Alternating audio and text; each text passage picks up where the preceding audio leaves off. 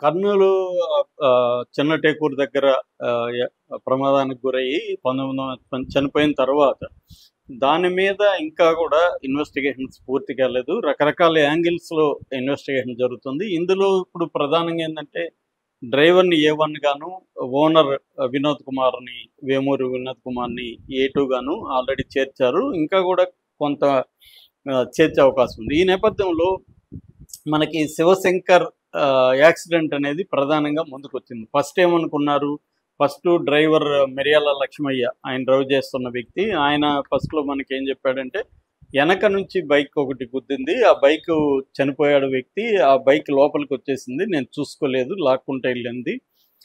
200 మీటర్లు వెళ్ళిన 200 అడుగులు వెళ్ళిన తర్వాత నా వెనకాల కూర్చున్న ఒక వ్యక్తి మంటలు గుర్తించి నాకు అలర్ట్ చేశాడు. దాని తర్వాత నేను కిందకెళ్ళి ఆర్పడానికి ట్రై చేశాము. అది ఇది అతను చెప్పాడు. దాని తర్వాత లేదు, రాంగ్ రూట్‌లో ఒక వ్యక్తి బైక్‌లో వస్తున్నాడు. నేను సడన్‌గా రాంగ్ రూట్‌లో వచ్చేసరికి నేను సడన్ బ్రేక్ ఏస్తే వెనకాల వెహికల్స్ గుద్దుతాయని చెప్పి నేను సడన్ బ్రేక్ వేయలేకపోయి కొట్టేశాను.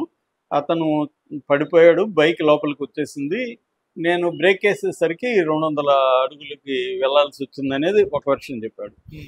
దాని తర్వాత పోలీసులు ఏం చేశారంటే, ఈ బైకు ఆ వ్యక్తి ఎవరు, ఏంటనే పరిశోధన మొదలుపెట్టారు. ఆ వ్యక్తి దగ్గర ఉన్న ఆధార్ కార్డు ద్వారా వాళ్ళ అమ్మ యశోదాని ఆమెను కాంటాక్ట్ చేశారు. ఆమె ఈ అబ్బాయి దగ్గర ఫోన్ నెంబర్ ఉండాలి. ఫోన్ లేదు. మేము ఫోన్ చేస్తూనే ఉన్నాము. రింగ్ అవుతుంది కానీ తీయలేదని ఆమె చెప్పింది.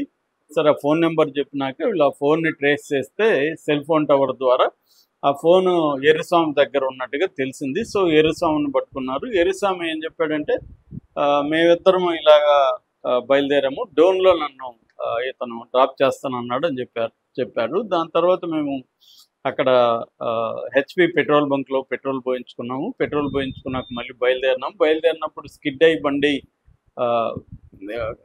రైట్లో ఉండే డివైడర్ కొట్టేసింది.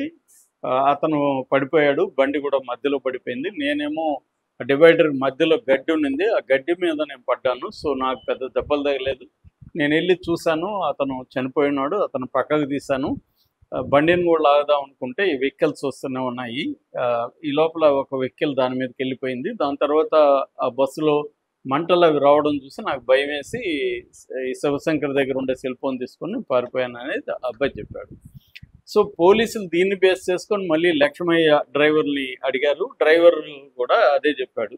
బైక్ నాకు కనబడలేదు, నల్లగా ఉన్నింది, రోడ్లో మధ్యలో ఉన్నింది, అక్కడ వర్షం పడుతుంది, అందువల్ల నాకు కనబడలేదు, కాబట్టి నేను దాని మీదకి వెళ్ళిపోవాల్సి వచ్చింది అని చెప్పాడు.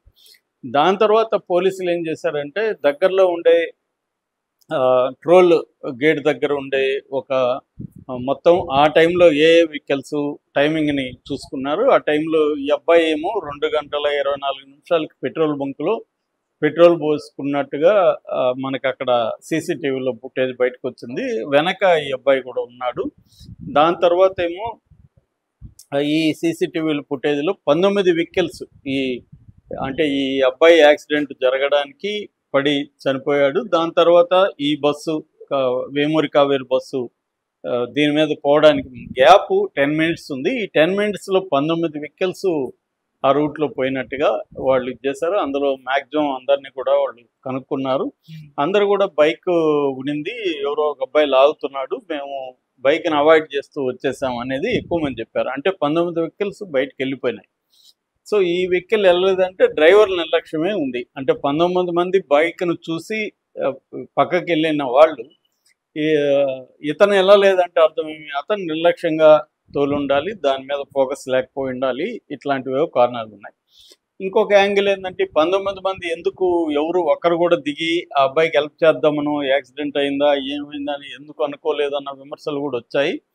దానికి వాళ్ళ పాయింట్ ఆఫ్ వ్యూలో వాళ్ళ సమాధానం, ఎందుకంటే ఆ రాత్రి టైంలో అక్కడ చేస్తే మళ్ళీ మనల్ని యాక్సిడెంట్ చేశారని అనొచ్చు, లేదా దొంగలు ఈ మధ్య అటాక్ చేస్తున్నారు, అట్లాగే లేదు అనవసరంగా ఎందుకు ఇరుక్కోని కేసుల్లో మళ్ళీ తిరగాలి మనం పోలీస్ స్టేషన్కి, కోర్టులకు అనుకోవచ్చు. అది ఆ రాత్రి టైం కాబట్టి ఎవరు కూడా ధైర్యం కూడా ఉండే అవకాశం లేదు. 2-3 కలిసి ఏమన్నా ఆపచ్చు కానీ ఒక వెహికల్ సపరేట్గా ఆగి చేద్దాం అనేది కూడా. రెండోది ఏంటంటే ఆ టైంలో అక్కడ మధ్యలో వెహికల్ ఆగితే కూడా వెనక వచ్చే వెహికల్స్ గుద్దేసే అవకాశాలు కూడా ఉంటాయి. చాలాసార్లు అది కూడా జరిగాయి.